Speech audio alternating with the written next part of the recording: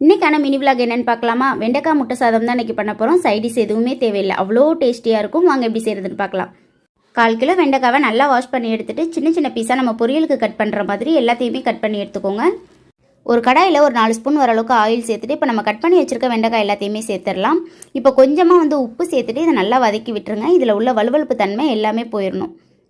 உங்களுக்கு பார்த்தாலே தெரியும், வலுவலுப்பு தன்மை எல்லாமே வெண்டைக்காயில் போனதுக்கப்புறம் தனித்தனியாக பிரிஞ்சிருக்கும். இந்த டைமில் நம்ம வெளியில் எடுத்துடலாம் எல்லாத்தையுமே. குழந்தைங்களுக்கு ஸ்கூலுக்கு லஞ்ச் பாக்ஸ் பேக் பண்ணுறது ரொம்ப பெரிய டாஸ்க்காக இருக்குல்ல. இந்த மாதிரி ஒரு தாட்டி ட்ரை பண்ணி பாருங்கள், கொஞ்சம் கூட போர் அடிக்காமல் சாப்பிடுவாங்க. வெண்டைக்காய் எல்லாத்தையுமே வெளியில் எடுத்துகிட்டு மேற்கொண்டு 2 ஸ்பூன் வரளவுக்கு ஆயில் சேர்த்துட்டு இப்போ 2 பெரிய வெங்காயம் எடுத்திருக்கேன், அதையுமே சேர்த்துக்கலாம். கூடவே கருவேப்பிலை, தக்காளி, பழமான 2 சின்ன சைஸ் தக்காளி எடுத்திருக்கேன், அதையுமே சேர்த்துட்டு நல்லா வதக்கி விட்டுருங்க.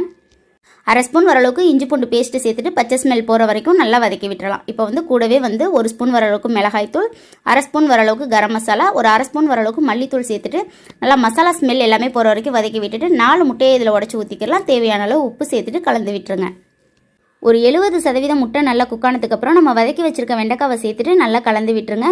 இப்போ நான் சாதம் வடித்து எடுத்துக்கிறேன். இப்போ அந்த வடித்து வச்ச சாதத்தையுமே இப்போ சேர்த்துக்கலாம்.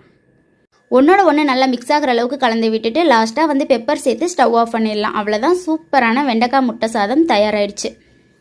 குழந்தைங்களுக்கு லஞ்ச் பாக்ஸ் ரெடி பண்ணுறப்பவே எங்களுக்குமே சேர்த்து செஞ்சுட்டேன். டேஸ்ட் அவ்வளோ சூப்பராக இருந்தது. கண்டிப்பாக நீங்களும் ட்ரை பண்ணி பாருங்கள்.